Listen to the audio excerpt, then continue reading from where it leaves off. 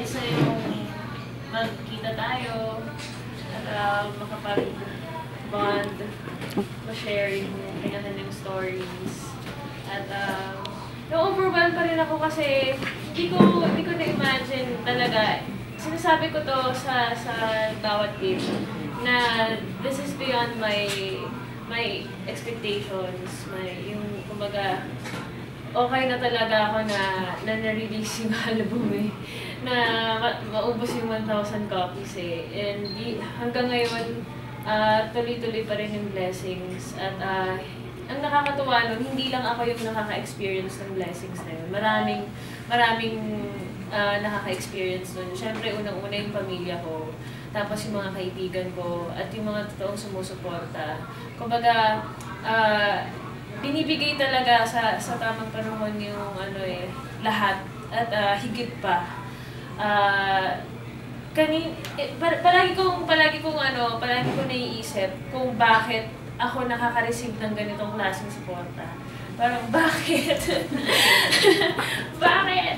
Pero, siguro, isa sa mga dahilan, para ma-share ko rin siya. At, itong experience na to, babaunin ko to for the rest of my life. Para ma-share sa ibang tao kung gaano kabuti si Lord. Amen. Yes.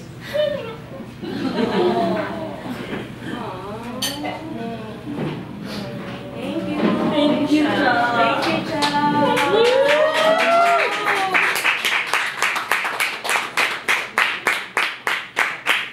Kasi, hindi naman yung pagod yung talagang, okay, nakakapagod mag-travel, nakakapagod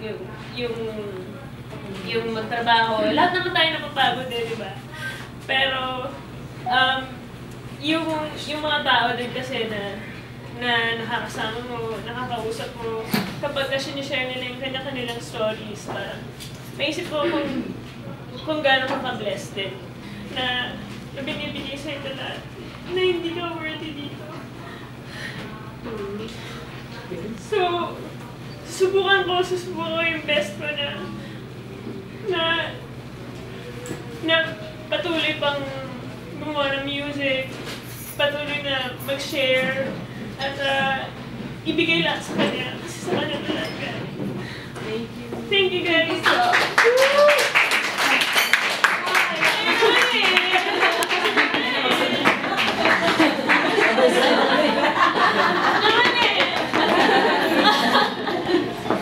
Si Ate Chris.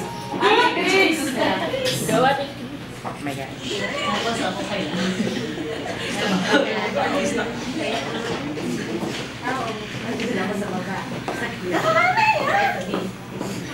Okay na, kain na tayo. Picture na tayo. Asan ka? Mas malubog.